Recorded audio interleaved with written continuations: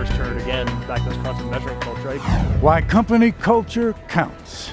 Well, joining us to speak about that today is John St.Pierre, Vice President, Operations at Legacy Supply Chain Solutions. John, welcome. Thank you. John, I guess the title suggests that company culture is quite important. Well, if that's true, why?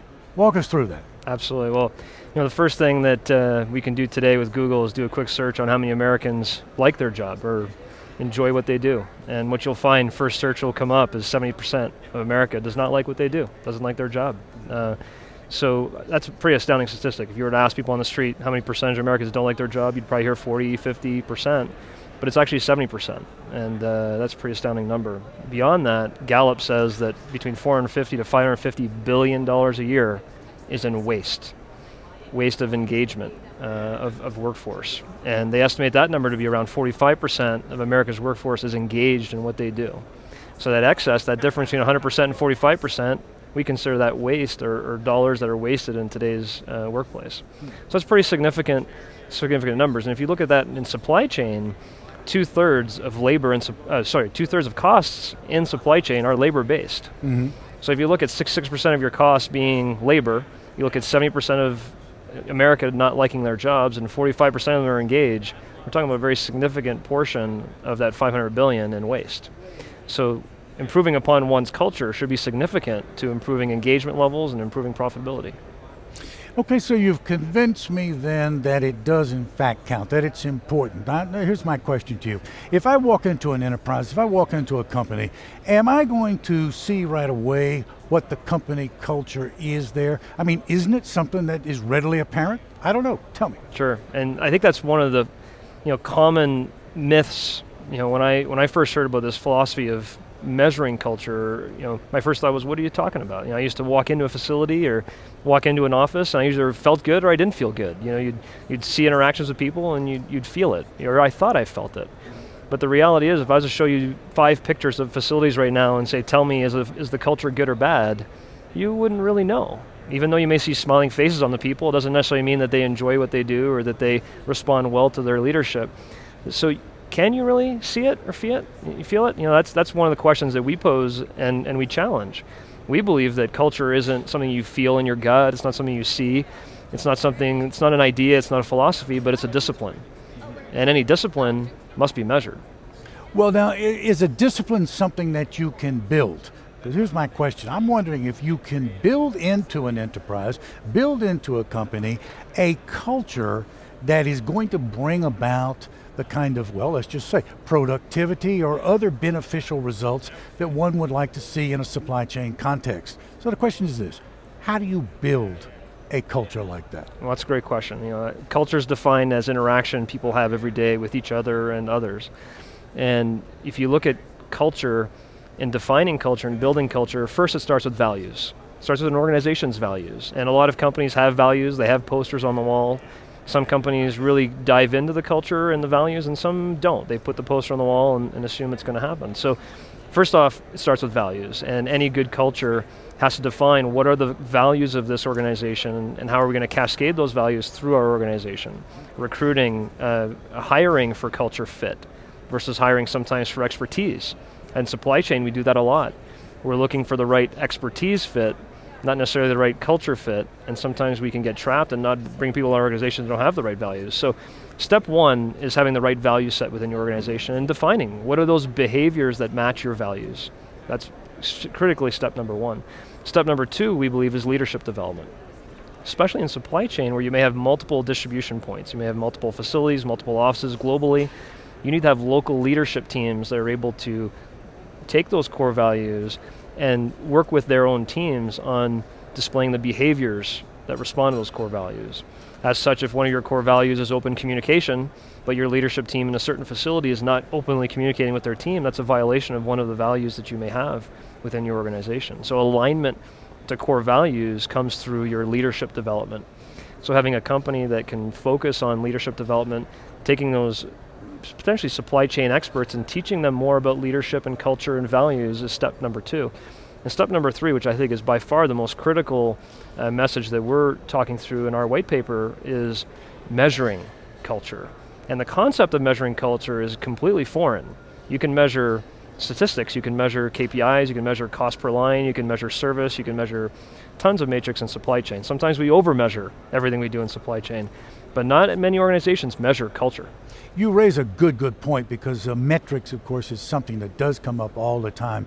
People are interested in knowing how something is performing, and so they want to look at KPIs and this, that, or the other. They want some kind of yardstick that says, I'm achieving what it is that I've set out to do, I'm doing good, I'm not doing so well, whatever. So I guess the question then here is, can you measure what we've been talking about, this inculcation of culture?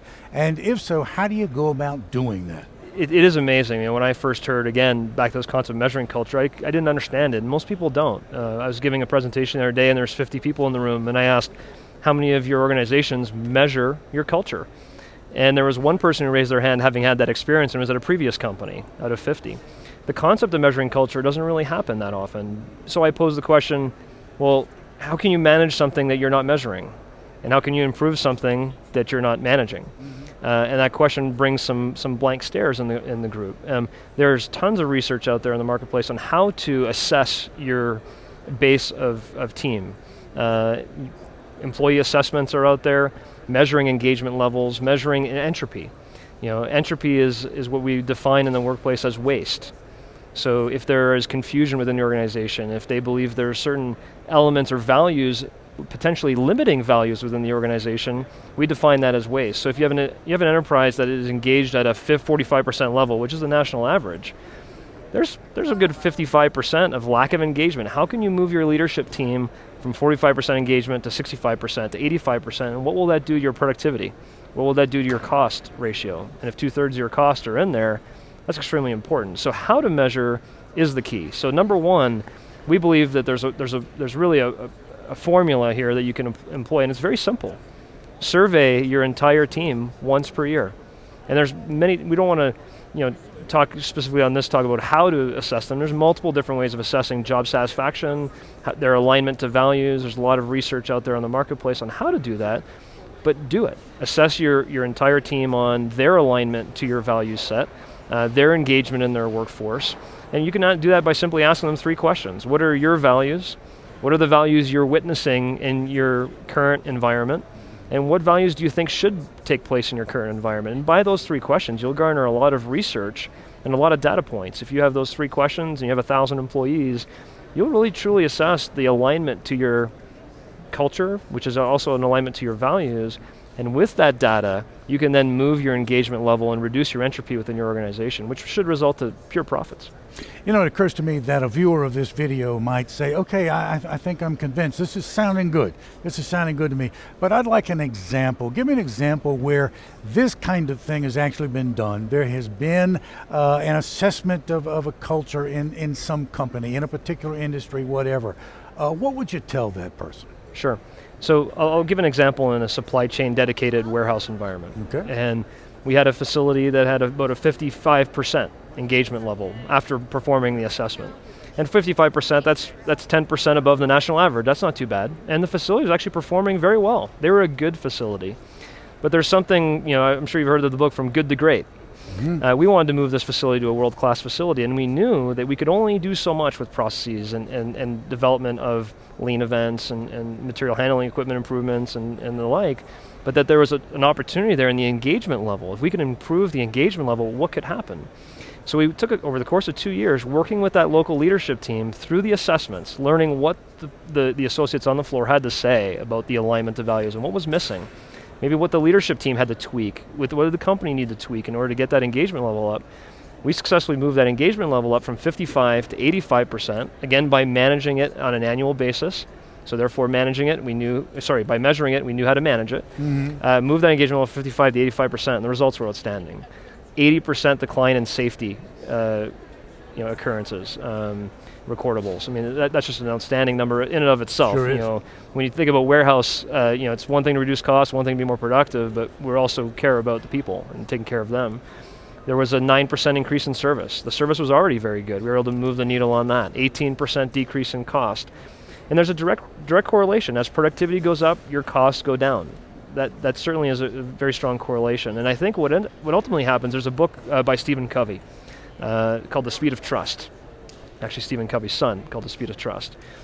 And it's a phenomenal book, and what it really talks about it is as trust goes up, your speed goes up and your costs go down. It's a direct formula.